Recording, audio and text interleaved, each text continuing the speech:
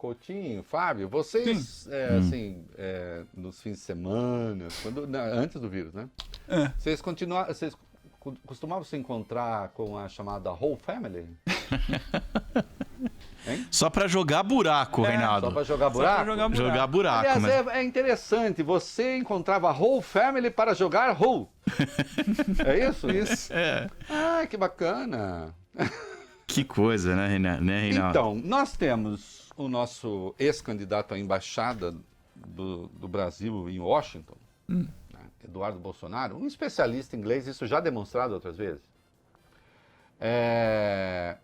Bom, o Twitter, o Facebook, o Instagram, as redes sociais mundiais começaram a banir posts do Bolsonaro e filhos. Os posts negacionistas, que contraria a política dessas redes que estão tentando não dar curso a fake news e a mentiras. Como eles iam negando essa coisa, o risco do coronavírus e tal, começaram a cortar. E aí, o Coutinho, Coutinho? Coutinho, eles foram fazer o Eduardo, ele é uma pessoa irônica, ele tem senso de humor. Sim. Ele é uma pessoa internacional. Ele é uma pessoa internacional. Ele é o braço internacional da família. E ele resolveu falar que tinham bloqueado a família inteira. E ele escreveu inteiro em inglês como, Coutinho? Foi o seguinte... Soletra. E ele escreveu H-O-L-E. H-O-L-E, que se pronuncia... Whole. H-O-L-E, em inglês, Coutinho, quer dizer o quê? Buraco. Sim. Mas ele quis dizer whole family. Sim, mas com W. Mas ele quis dizer outro whole family. Ele tentou dizer qual whole family? Soletre para nós. O whole. Você vai complicar. A sonoridade é muito parecida, né, Reinaldo? Mas escreve diferente. Né? The whole family é com W. Né? W-H-O-L-E. O-L-E. Isso. Aí você fala assim, por causa de um W? Não, é por causa de um W, o significado é buraco inteiro. Não é por causa de um W. Às vezes um W faz uma puta diferença. Pô, mas esse inglês também, que língua maldita, né? Aí tem H-O-L-E, pronúncia, whole. W-H-O-L-E, pronúncia, whole. É uma conspiração da língua inglesa contra a nossa family. Contra a nossa whole family. Olha aqui. Bloqueados por Twitter, Facebook, Instagram, pagando esses micos, viraram chacota na imprensa internacional. Este é o Brasil respeitado como nunca antes na história do mundo. E tudo por causa dessa patetice. É incompreensível por que o presidente Jair Bolsonaro resolveu se lançar contra o ministro Mandetta. Ou é compreensível? Só que aí a perspectiva não é muito boa.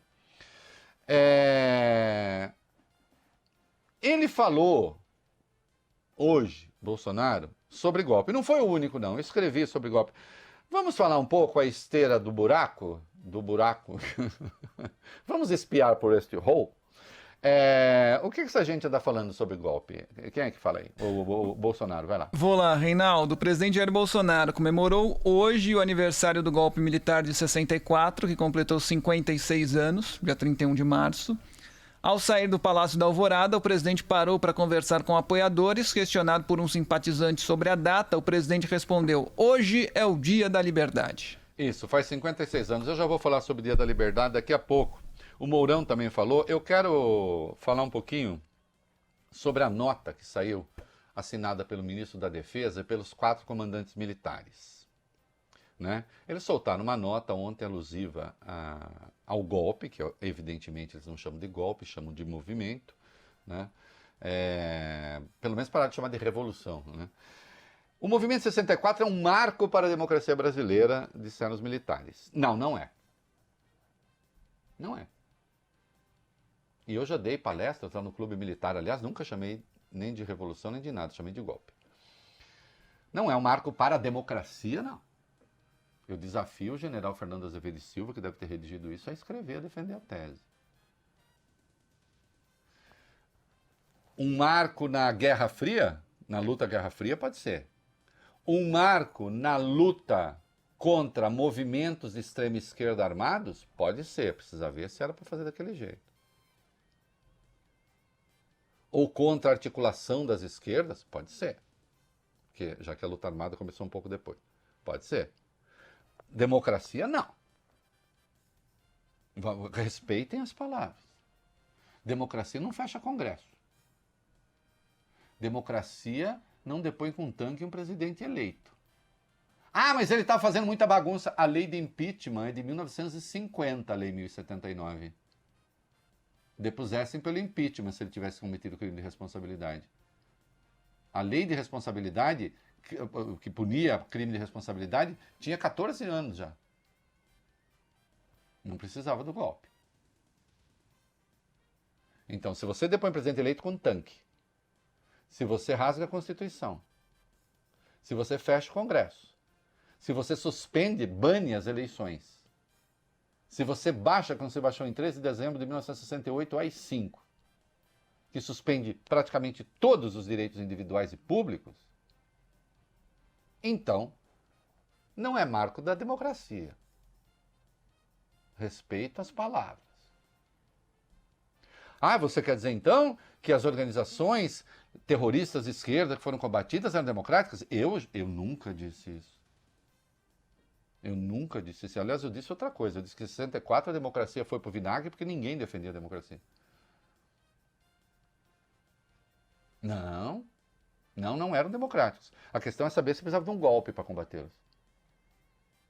E, sobretudo, se precisava de um golpe, de 21 anos de golpe. Então, marco da democracia não é. E esse troço já fez 56 anos. Revolver isso agora para quê? A propósito de quê?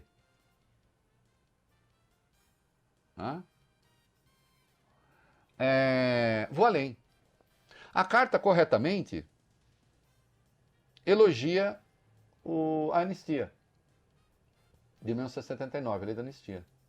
Das duas, uma. Ou se elogia o golpe ou se elogia a anistia.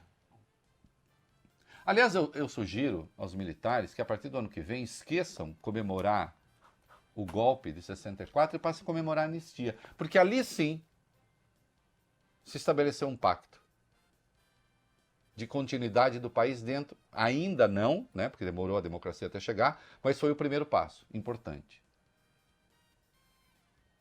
Assim como não há nenhum crítico tão duro na grande imprensa às teses de revisão da lei da anistia, que vocês se lembram, e aí os militares me aplaudiam. Talvez tenha gente que me aplaudisse ali sem saber direito o que eu pensava, pode ser.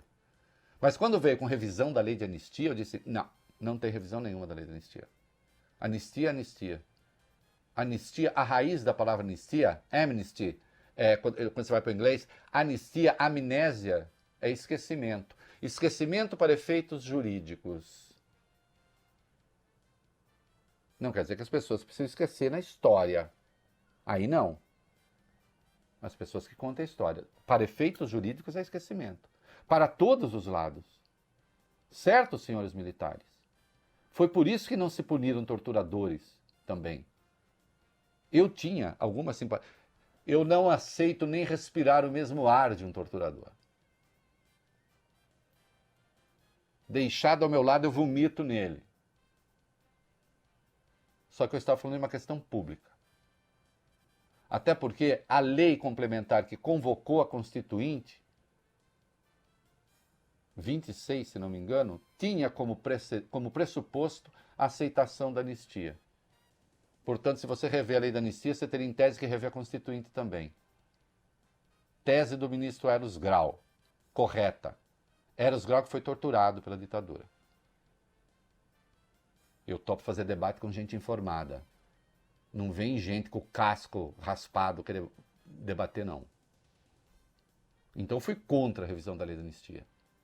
Anistia para todo mundo.